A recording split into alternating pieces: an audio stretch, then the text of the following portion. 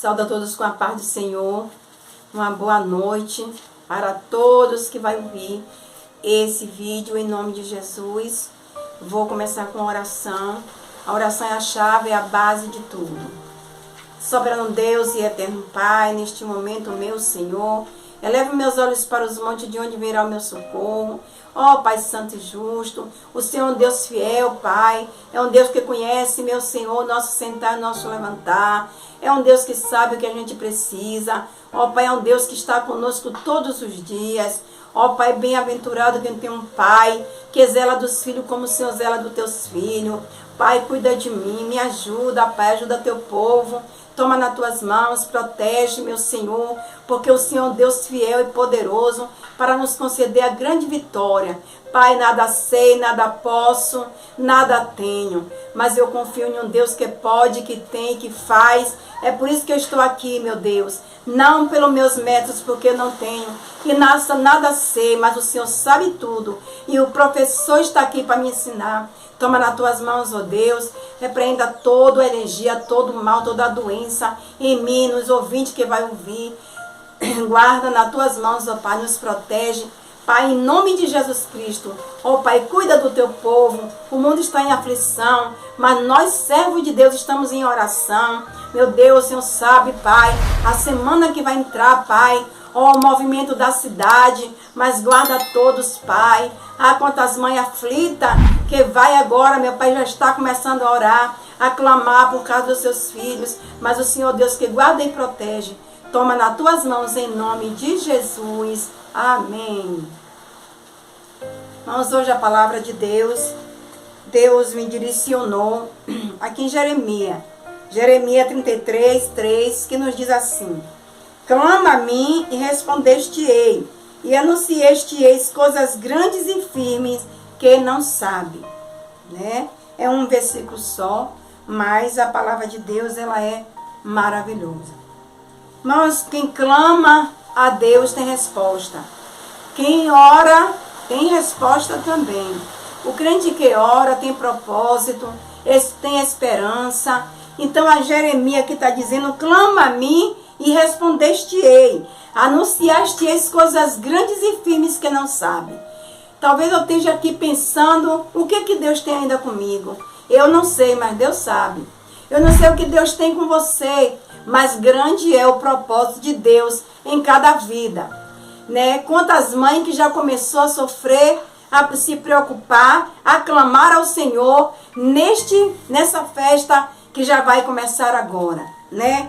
Quantas pessoas se gastando para uma festa que vai e não sabe se volta, né? Mas aquela mãe, aquele filho, aquele pai que clama pelo Senhor vai ter uma grande resposta.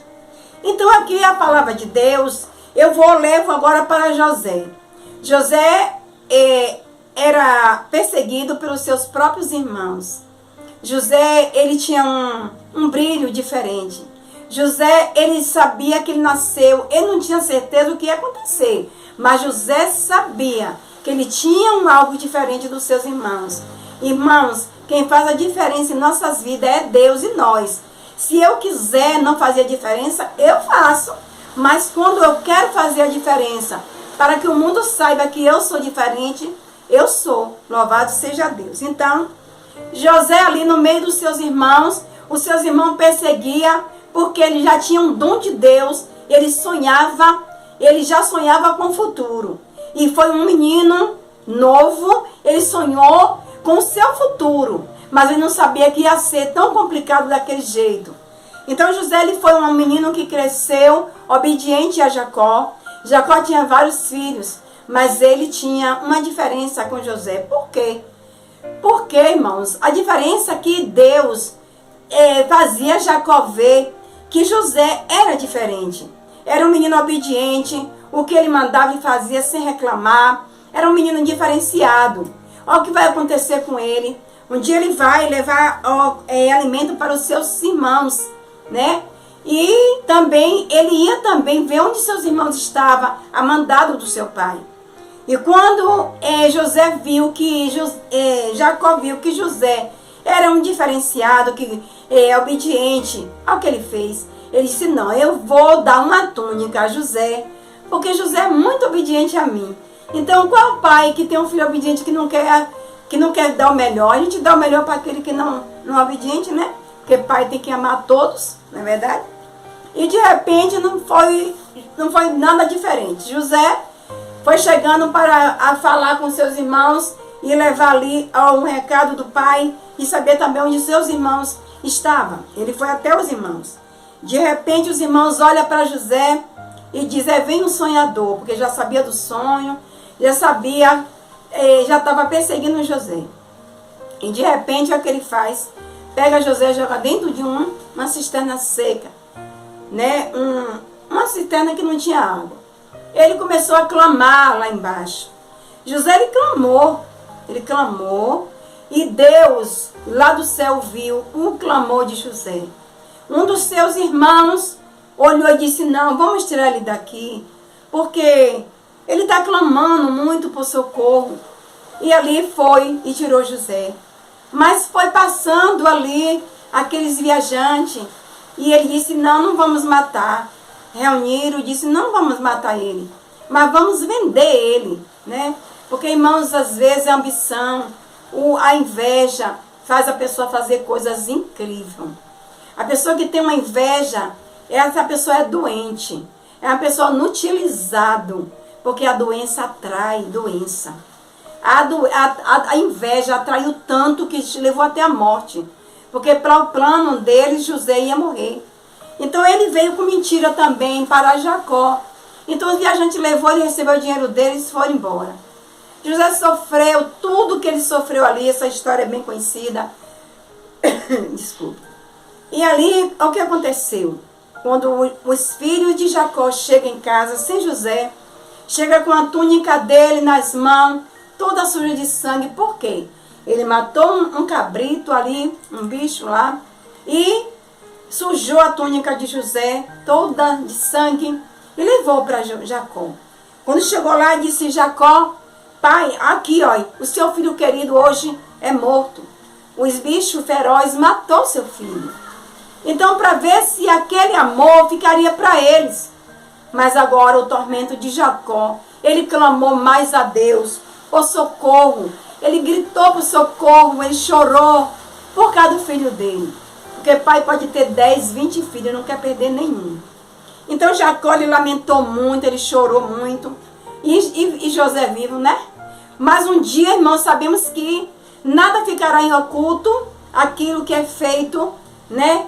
Na mentira. A verdade um dia chega. E ali a verdade um dia, passou-se anos. Jacó só na prisão levou 13 anos. E ali quando ele saiu, ele dormiu sendo um prisioneiro.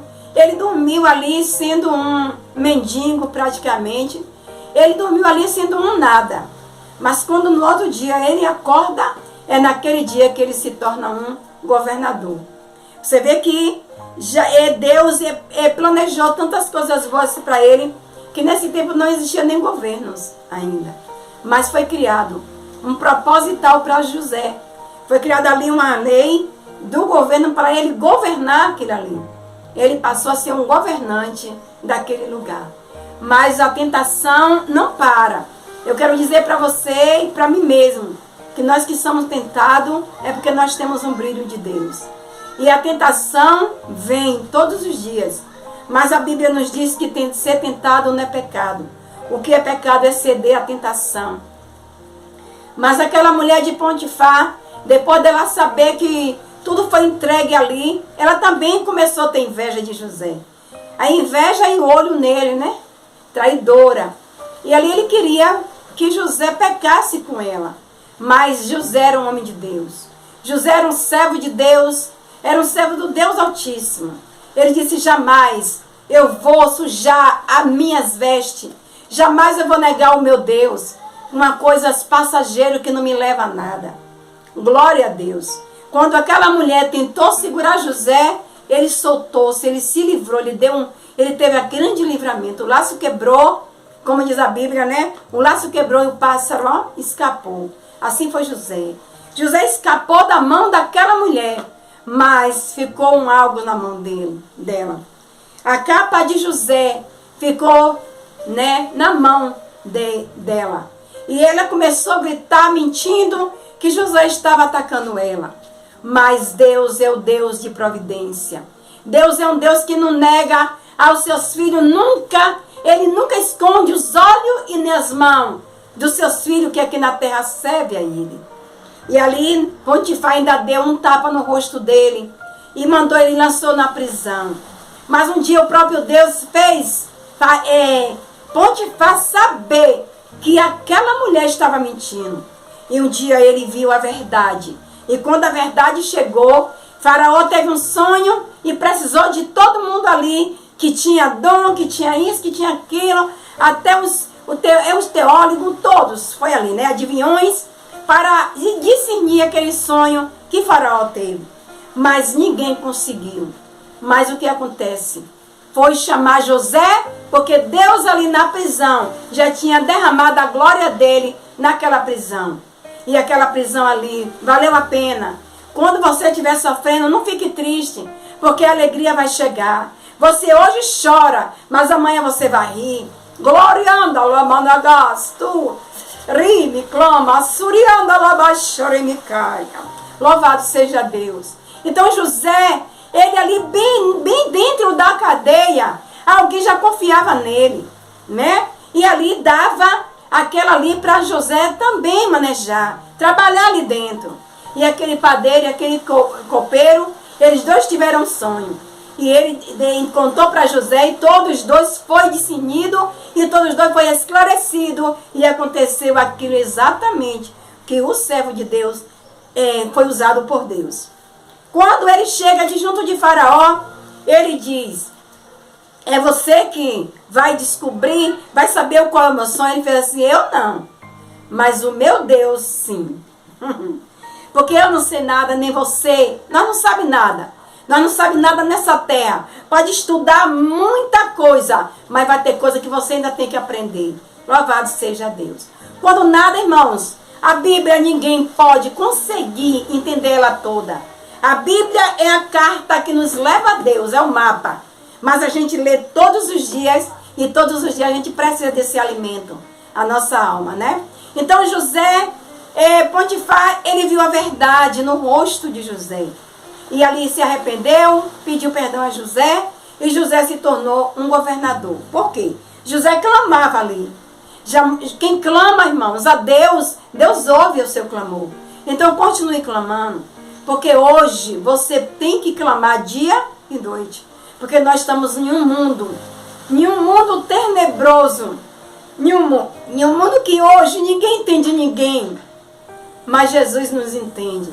Jesus é quem sabe separar o joio do trigo. É Jesus quem sabe separar as ovelhas no meio dos lobos. Então hoje nós temos que clamar ao nosso Deus para que a resposta, que os nossos propósitos venha concluir, venha se cumprir. Porque pelo nosso inimigo a gente já tinha sido morto também.